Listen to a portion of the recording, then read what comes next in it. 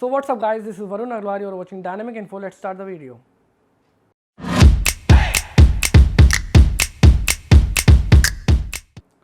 आज की इस वीडियो में हम बात करेंगे जापान के बारे में।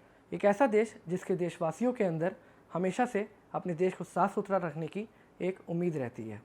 जापान जो कि टेक्नोलॉजी के मामले में आज बहुत आगे है, लेकिन इसी जापान से जुड़े कुछ ऐसे फैक्ट्स हैं, कुछ ऐसी बातें हैं जो कि आपको शायद ही पता हों। आज हम आपके लिए लाए हैं कुछ ऐसी बातें, कुछ ऐसी फैक्ट्स जो कि आपको शायद ही पता हों और आप जिनके बारे में सुनकर हैरान हो जाएंगे, चौंक जाएंगे। तो हमारे साथ इस वीडियो में अंत तक बने रहिएगा और अगर आपको हमारी आज की वीडियो पसंद आए तो हमारे इस वीडियो को लाइक करना और हमारे इस चैनल सब्सक्राइब करना मत भूलिएगा। फर्स्ट, जापान शब्द का मतलब क्या है? यहाँ पर जापान शब्द का मतलब जापानीज़ लैंग्वेज में निरहोन या निपॉन है। अगर हम और सरल भाषा में बोलें तो निरहोन और निपॉन का मतलब होता है land of the rising sun. यहाँ पर इस शहर को जापान नाम देने के पीछे भी एक रीज़न है। यहाँ पर कई लोग का ऐसा मानना है कि जापान पहला ऐसा देश है जिसने सूरज को उगते हुए देखा है। ये एक मिथ है या आप कह सकते हैं ये वहाँ के लोगों की मान्यता है। अब जो है वो जापान के लोग ही जानते हैं, ऐसा कोई ऑफिशियल कंफर्मेशन नहीं है। Second, haiku poetry. Haiku poetry एक ऐसी कविता लिखने का स्वरूप है जो कि अभी तक का सबसे छोटा स्वरूप माना जाता है। The shortest way of writing a poem. Haiku poetry में आदमी अपनी पोएम को सिर्फ 3 लाइन्स में पूरी कंप्लीट कर लेता है। यहाँ पर हाइकू पोइट्री का भी जन्म या आप कह सकते हैं हाइकू पोइट्री का भी इन्वेंशन जापान में ही हुआ है। थर्ड, अगर आपको जापान जाने का शौक़ है, अगर आपको ये है कि हम जापान में जाकर रहेंगे तो आपको भूकंप झेलना आना चाहिए, क्योंकि जापान में अक्सर भूकंप आते रहते हैं। और हम आपको बता दें, हर साल जापान में सामान्य रूप से 1500 से ज़्यादा भूकंप आते हैं। यहाँ पर हर साल भूकंप तो आते हैं, लेकिन इनके भूकंप की जो संख्या है वो ऊपर नीचे होती रहती है। लेकिन सामान्य रूप से एक रेशियो निकाला गया है जिसके हिसाब से 1500 से ऊपर हर साल भूकंप आते हैं जापान में।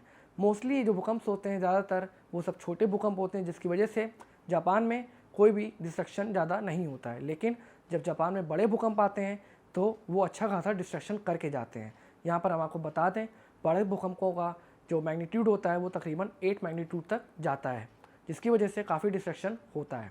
फोर्थ, अगर हम आपको कहें कि हम आपको एक ऐसी जॉब देंगे, हम आपको एक ऐसा काम देंगे जहाँ पर आप अपना काम पूरी तरीके से कंप्लीट कर सकते हो, लेकिन अगर आपको बीच में सोना है, आपको आराम करना है तो आप वो भी कर सकते हो, आपको कोई मनाही नहीं है। अगर आपको ऐसा काम चाहिए तो आपको जापान जाना होगा। जी हाँ, आपने एकदम सही सुना। यदि कोई भी जापान का एम्प्लॉय अपने वर्किंग आवर्स में काम करते करते सो जाता है तो लोग उसको देखकर यही समझते हैं कि ये एम्प्लॉय कोई ऐसा हार्ड काम कर रहा है, कोई ऐसा कठिन काम कर रहा है जिसको करते करते इसको नींद आ गई और ये सो गया है।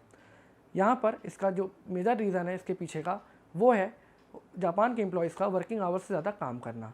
जापान में भी दुनिया के बाकी शहरों की तरह 8 घंटा वर्क आवर्स ऑफिशियली अनाउंस्ड है, लेकिन यहाँ के जापान के जो एम्प्लॉई हैं वो लोग 8 घंटे से ज़्यादा काम करते हैं, जिसकी वजह से उनके वर्किंग आवर्स में स्लीपिंग भी इंक्लूडेड रहती है। यहाँ पर ऐसा करके वो लोगों को दिखाना चाहते हैं कि वो लोग काम करने के इच्छुक हैं। फिफ्थ, अगर आप जापान में रहते हो और आप वॉकिंग के लिए रोड पर निकले हो और बीच रास्ते बारिश होने लगे तो आपको भीगने की टेंशन नहीं लेनी चाहिए, क्योंकि जापान में सड़क किनारे छाते रखे रहते हैं। यहाँ पर सड़कों के किनारे एक फूलदान के साथ यानी कि एक वास के साथ कई छाते रखे जाते हैं, जिसको आप यूज़ कर सकते हो बारिश के दौरान।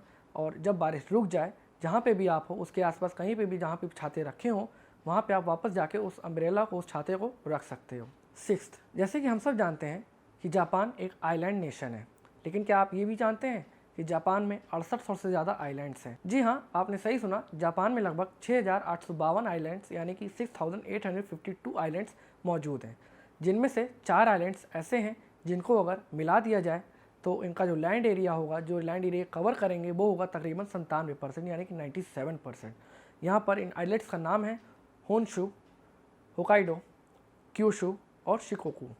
ये 4 आइलैंड्स ऐसे हैं जो कि अगर साथ में आ जाएं तो तकरीबन 97% यानी 97% लैंड एरिया कवर कर सकते हैं। सेवन्थ, अगर हम आपको बोलें कि यहाँ पर हमारी दुनिया में कई आइलैंड्स ऐसे भी हैं जिनको कैट्स आइलैंड बोला जाता है और जहाँ पर ज़्यादा तादाद में बिल्लियाँ रहती हैं। जी हाँ, आपने एकदम सही सुना, जापान में कैट आइलैंड्स भी मौजूद हैं। यहाँ पर आयोशिमा नामक एक आइलैंड जो कि इरिन नामक जगह पे स्थित है, जिसको कैट आइलैंड बोला जाता है और जो अभी तक का सबसे प्रसिद्ध कैट आइलैंड है। इसी के साथ यहाँ पर दूसरा जो बेस्ट आइलैंड माना जाता है कैट्स के लिए वो है ताशिरो जिमा, ये भी एक आइलैंड है जिसको सेकंड बेस्ट आइलैंड माना जाता है कैट्स के लिए। यहाँ पर आज के समय में जब ये सब चीज़ें सेंटर ऑफ अट्रैक्शन बनती जा रही हैं टूरिस्ट के लिए, तब जापान के कई आइलैंड्स को, कई द्वीपों को कन्वर्ट किया जा रहा है कैट्स आइलैंड्स में। 8th, अगर हम आपसे कहें कि हमारी दुनिया में एक ऐसा आइलैंड भी है जो कि फुल ऑफ रैबिट्स यानी कि खरगोशों से भरा हुआ है, हम आपको बताना चाहेंगे कि ओकोनिशिमा नामक एक आइलैंड है जो कि जापान में स्थित है और ये आइलैंड पूरा खरगोशों से भरा हुआ है। यहाँ पर जानने वाली बात यह है कि इन खरगोशों को लाया कब गया। इन खरगोशों को वर्ल्ड वॉर 2 के समय इस आइलैंड पर लाया गया था, जब इन खरगोशों पर पॉइजन गैस के इफेक्ट्स की टेस्टिंग होनी थी, जो कि काफ़ी इंटरेस्टिंग बात है और काफ़ी हैरान कर देने वाली भी है। 9th, क्या आपको आदत है कि आप नूडल्स खाते समय आवाज़ करते हैं? क्या आप किसी भी रेस्टोरेंट में जाने के बाद नूडल्स ऑर्डर करने से घबराते हैं क्योंकि आपको लगता है कि अगर मैं आवाज़ करूँगा तो चारों तरफ लोग परेशान होंगे? तो आप जापान के रेस्टोरेंट में जाइए। जी हाँ, आपने एकदम सही सुना, जापान के रेस्टोरेंट्स में यदि आप नूडल्स खाते समय आवाज़ करते हैं तो यहाँ पर लोगों को लगता है कि आप जिसने इस नूडल्स को बनाया है उसकी आप प्रशंसा कर रहे हैं, और इसी के साथ लोगों का ये भी मानना है कि इससे आपके खाने का स्वाद और अच्छा हो जाता है। ये बात भी काफ़ी दिलचस्प है और काफ़ी हैरान कर देने वाली है कि किसी के खाने की आवाज़ किसी के लिए प्रशंसा का काम करती है। 10th, क्या आपको टेढ़े मेढ़े दांत वाले लोग अच्छे नहीं लगते? क्या आपके दांत टेढ़े मेढ़े हैं और आप किसी के सामने भी हंसने से घबराते हो? तो यहाँ पर आपको कुछ सीखना चाहिए जापान के लोगों से। यहाँ पर जापान में क्रूक्ड टीथ यानी कि एबा एक जापानीज शब्द है जिसका इंग्लिश में मीनिंग है क्रूक्ड टीथ यानी कि टेढ़े मेढ़े दांत।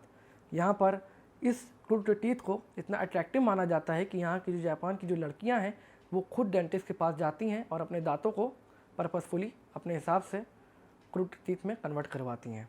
तो ये तो थे जापान से रिलेटेड कुछ ऐसे इंटरेस्टिंग फैक्ट्स जो कि हम आपके लिए आज लाए थे और जिनको सुनकर आप भी हैरान हो गए होंगे। और आप भी हमें बताएं आपको भी कौन कौन सी ऐसी बातें जापान के बारे में मालूम है जो कि हमने इस वीडियो में डिस्कस नहीं करी है। और इसी के साथ हमारी आज की वीडियो यहीं ख़त्म होती है एंड आई होप आपको आज की हमारी वीडियो पसंद आई होगी। और अगर कोई इस चैनल पर नया है तो हमारी इस वीडियो को अभी तक देख रहा है तो हमारे इस चैनल को सब्सक्राइब करना और बेल आइकन को दबाना मत भूलिए, जिससे कि हमारी लेटेस्ट वीडियोज़ की अपडेट्स एज अ नोटिफिकेशन आपको आपके मोबाइल पर मिलती रहे।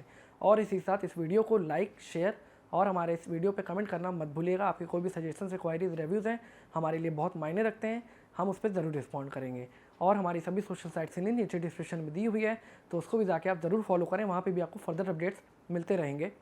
तब तक के लिए bye bye, take care of yourself and take care of your family, bye.